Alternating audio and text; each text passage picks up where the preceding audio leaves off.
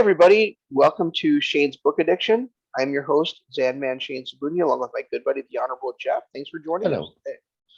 And we're here today to talk about The Heroes by Joe Abercrombie. So, Jeff, I've talked a little bit about Joe Abercrombie before. I'm assuming you've never read anything by him? That's a horrible joke. Well, he is a his Twitter handle is Lord Grimdark. He writes grimdark fantasy. So talking about fantasy where the characters are all kind of gray, there's really no good guys, no bad guys. It's all kind of shades of gray. And there's a lot of death and blood and gore and cursing, all that fun stuff. So Nice. his original trilogy, The First Law, I kind of said was like the Lord of the Rings as written by Quentin Tarantino. Okay. Well, okay. So this book is rated really well. We've got a 4.3 on Goodreads. That's out of 45,000 people voting. And then on Audible, it's a 4.7 with 5,300. So it looks like it's rated well. It's a dark fantasy with a war story. Is what this one works. So where do you put it? I'm more towards like the 5-star, or like I would probably get like maybe 9.5 out of 10, something like that. Okay, yeah. So and that's right. That's right and, in line with the ratings that I'm seeing here. So, and it's weird because the first time I read this was like probably 11, 12 years ago. Okay.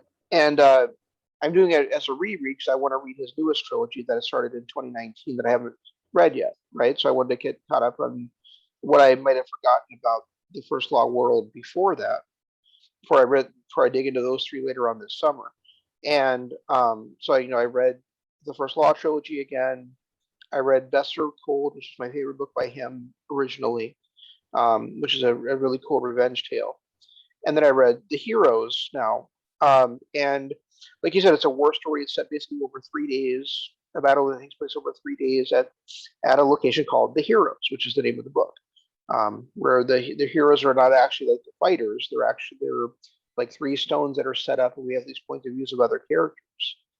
And the first time I read it, I thought I didn't hate it, but I was disappointed because it was not as good as the first 4 books I had read, right? And it wasn't what I was expecting, and it was kind of dense, and I thought it was kind of boring. Honestly. This time through, I think it might be my favorite of his books. It's crazy, because Best Served Cold was a little bit lesser for me than it was before. And this one just seemed like it hit like all the right notes for me. It's weird, like when you read when you see a movie or you watch a TV show or you read a book, it's going to depend on like your life experiences where you're at a certain time in your life, I think. Right. And this one like just really hit me. Like I've read some people, I've seen like reviews lately on it where people are like, "Yeah, Joe, I get that. When people are like in a war, there's these days of monotony, but I don't need to read about it." This one, I thought, he's such a great writer that I never felt like it was monotonous this time around. I never felt like it was boring. I felt like there was always like something going on, whether it be like a comradeship going on, or like a Corporal Tunney like teaching his new recruits how to be a soldier, or Prince Calder. He's kind of nickname is like Prince of Nothing Fucking Much because his dad, who used to be the king, got killed and was kind of had his throne usurped by Black Dow, which I thought that was funny. It's like, hey, if it's not Prince Calder of Nothing Fucking Much, that was always kind of fun. But like to see like him thinking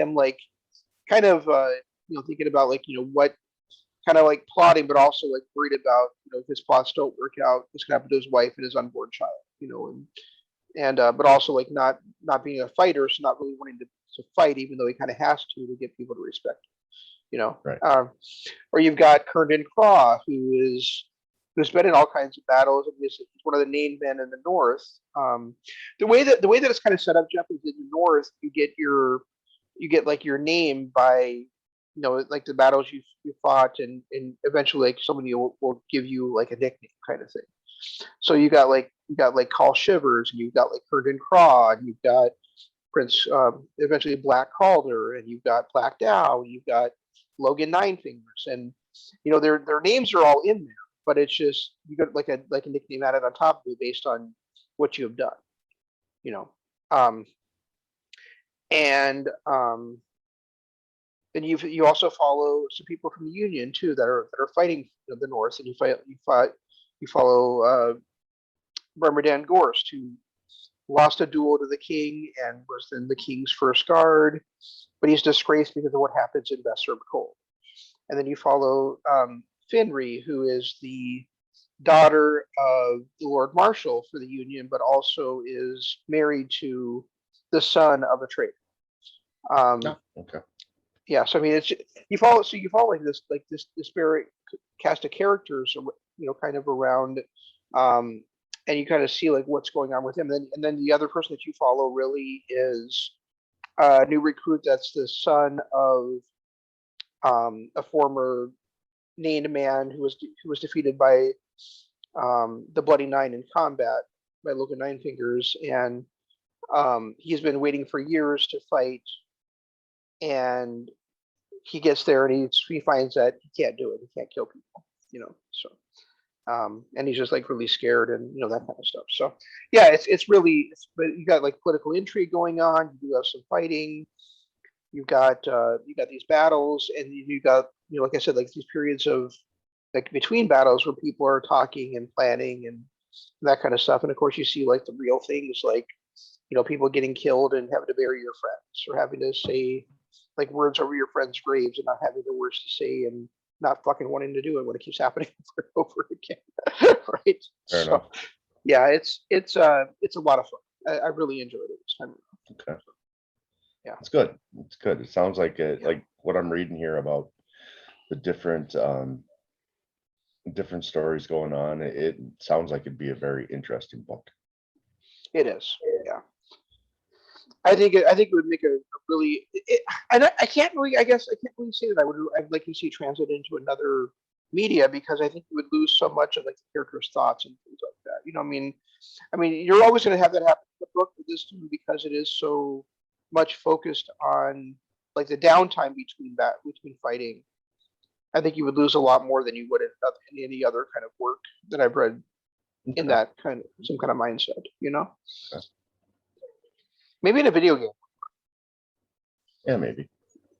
So But I don't. yeah. Yeah, so I really enjoyed this one. And then next up in this series is going to be Red Country, and then I'll be able to dive into the new trilogy. Oh, okay. Okay. So good. I mean, this one sounds like it's, like I said, what I'm reading, it looks interesting. How long is it? 560 pages. Good Lord. Yeah, I won't be reading it. I mean, That's just kind of the smaller side of it. well, I mean, it's longer than an article. So, and you know me, I don't read. So maybe when I get my glasses. Yeah, but you used to. I mean, you used to read like Stephen King. You get, most Stephen King books are of the same length. Yeah, back Not in the more. day, I used to. Now it's, I with so much actual like, and it's no knock on it, and that's why I'm glad that we do this, is because it's another medium that you enjoy, and we're getting out there. It's just, for me, there's so much other stuff going on in my life that I'm always doing 2-3 things at a time, and I can't see reading a book and doing all the other stuff I'm doing like I do when I'm watching TV or doing but audiobook, is this an audiobook? Yeah, you used to get. Didn't you say that was like a 4.7 on Audible? On audible.com, yeah. Yeah. Yeah. Huh. His books are pretty much all translated into audiobooks. I do want to like just say like I also like saw something really weird last night. Like I was watching a booktuber, and she was talking about a series, and it starts with a book called Ninth Reign, and I went to look up the book because it's like a book like political intrigue, but also it has dragons in it, right? So I kind of wanted Okay. to give it a shot and see how that was. It's not available in the United States. It's only available basically like in the UK. Oh, okay. So I thought that, and so I can't even get it on my, and I can't like buy it at like Barnes and Noble or Amazon because I don't live in the UK. So it's Oh, really weird, you know. okay. And I'm not sure that I want to, go looking for something. I'm not sure I want to pay like $18 for a paperback and then have it and then pay like $10 to have it shipped over. You know, so Right. so that might be like a series I never read, but I think that's really weird that a publisher would just be like, nope, can't, we're not going to do this in the United States. You know. People do weird things. Yeah, but isn't that bizarre? It could be maybe the rights you would have to get. It could be a story that's already available in the United States and by a different author. It could be just something as simple as distribution rights. Like he doesn't want to pay for the amount that they're asking to distribute it. So it could be a lot of different reasons. Maybe, but I'm not. But it's something I've ever seen happen. You know, True. it does seem like a really odd publisher decision to not. I mean, even like stuff like the girl with the dragon tattoo was Swedish or yeah, Swedish, right? And Right. and that got published. That got published over here pretty easily. You know. Yeah. The Witcher, the Witcher novels are Polish, and they got published here pretty easily. You know. So. Yeah. Who knows? Maybe he just wants to make a lot of money on shipping costs. Who, the publisher? Yeah. That's weird. All right.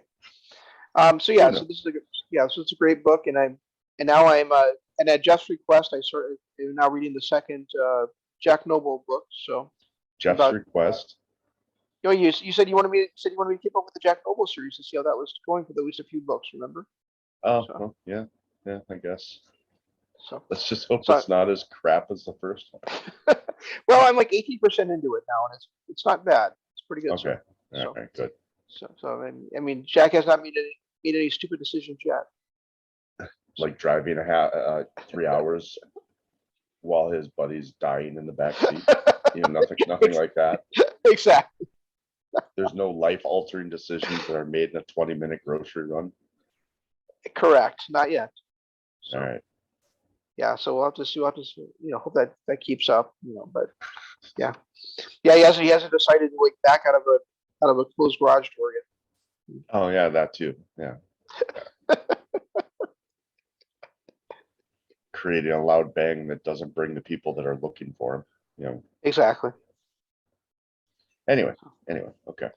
All right. So that's what we got on tap for next week. I'm like I said, I've started it last night, and I'm already like 18% into it. So I don't see any problem with being able to do it for next week's show. All right, sounds good. Sounds good. All right. Hit our social media stuff, dude. So guys, if at any point you enjoyed this, please hit like, hit the subscribe button, ring the notification bell, because we do 3 shows a week. This is our Friday show, which is Shane's Book Addiction.